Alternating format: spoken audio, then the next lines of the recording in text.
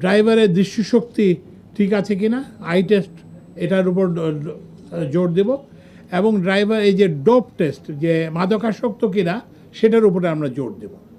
এবং এইগুলো ওই যে ড্রাইভার এই ট্রেনিং নেবেন, যে ড্রাইভার তার দৃষ্টিশক্তি ঠিক আছে এবং যিনি শারীরিকভাবে সুস্থ, শারীরিক এবং মানসিকভাবে সুস্থ, তাকে আমরা ড্রাইভিং লাইসেন্স দেওয়ার জন্য একটা সহজ ব্যবস্থা বের করব।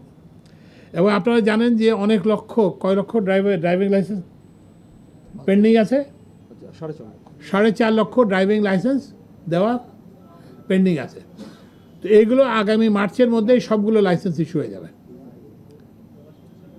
এগুলো সবগুলো লাইসেন্স ইস্যু হয়ে যাবে। তো এইটা আমরা ড্রাইভিং লাইসেন্সটাও করব। আচ্ছা, এরপরে হচ্ছে যে গাড়ির মালিকানা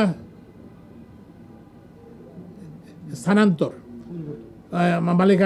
মালিকানা পরিবর্তন।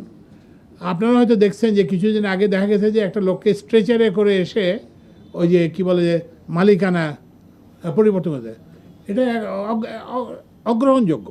সিম্পলি এটাকে এই ধরনের ব্যবস্থা মেনে নেওয়া যায় না।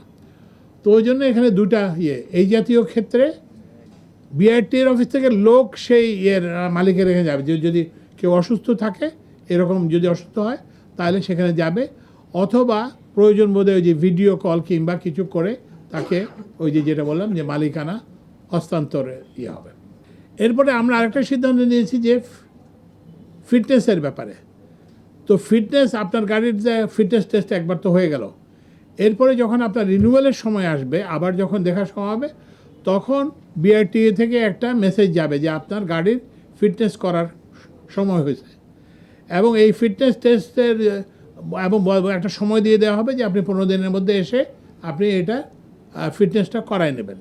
তো ফিটনেস যদি যে করায় সেটা হয়ে গেল, আর যিনি করাবেন না তাকে আরেকটা সর্বশেষ নোটিশ দেওয়া হবে, এবং ওই নোটিশের পরে যদি কেউ না আসেন তাহলে তার ফিটনেস সার্টিফিকেট বাতিল করে দেওয়া হবে। একই ব্যবস্থা নেওয়া হবে ড্রাইভিং লাইসেন্স নবায়নের ক্ষেত্রে।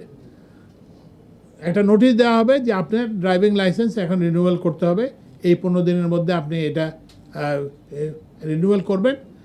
এবং এরপর একটা বর্ধিত সময় শেষ সুযোগ দেওয়া হবে। শেষ সুযোগ যদি দেওয়া না হয় তাহলে আমরা এই ড্রাইভিং লাইসেন্সগুলো বাতিল করে দেব।